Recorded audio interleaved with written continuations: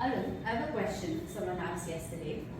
The question is it essential and important to establish company values?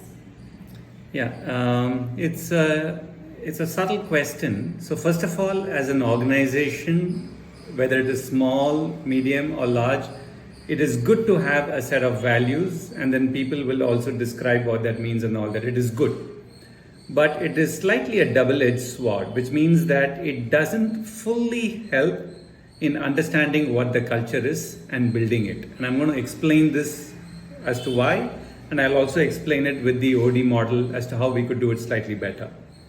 I'll take a classic example of a value, for example, holding accountability. Okay, it's in one of my client organization. Also, they brought it as a value, and there is a drive to increase that value being embodied in the workforce. Accountability. Okay, now this is fine, but many a time it rises out of a deficit. You feel that it's actually then just becomes a development point.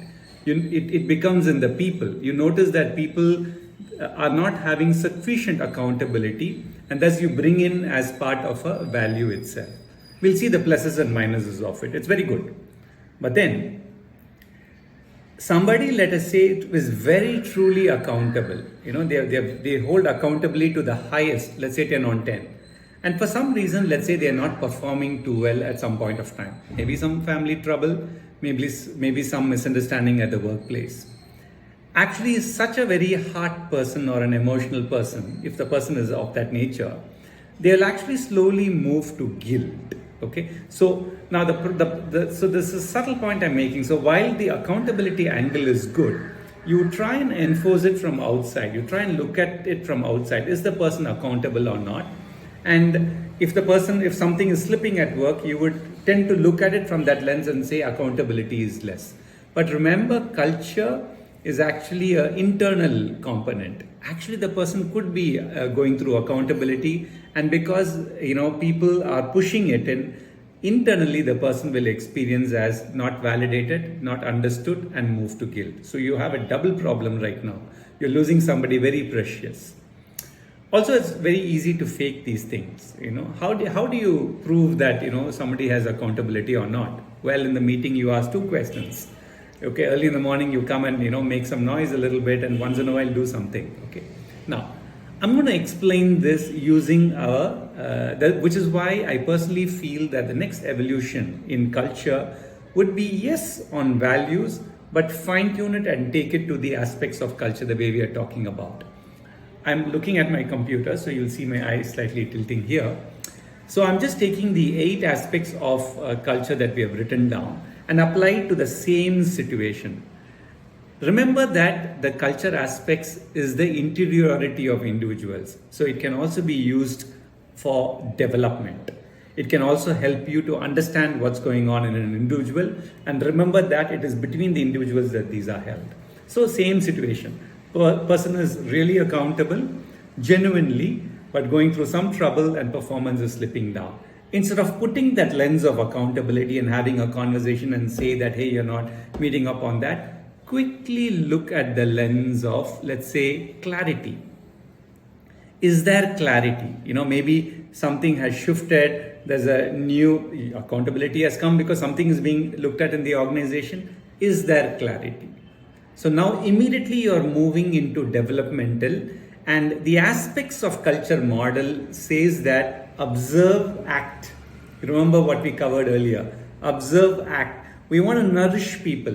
We're not using the model to judge people or say something and leave it there. We want to use the model to help people to move forward, to nudge this aspect. So you're looking at clarity, and if you detect something in them, all you have to do is enhance that. Look at power. Is the person feel sufficiently empowered? That's one point. Does the person have the power, for example, to do things rightly at that point in this current point of time? And the power could be weakened even when something is happening at home, which is not so well. So if you detect that, then instead of just saying, hey, I don't think you have accountability, which is not going to take you anywhere, you look at it from this aspect of power and then observe, act. What can you do to help them to regain their power? Impact.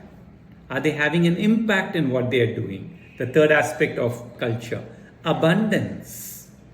Okay, so they're trying something, it's failing. They're trying something, it's failing. They're really struggling. Has there been an abundance component brought in? Because when somebody's struggling, they'll go to a scarcity mindset very soon.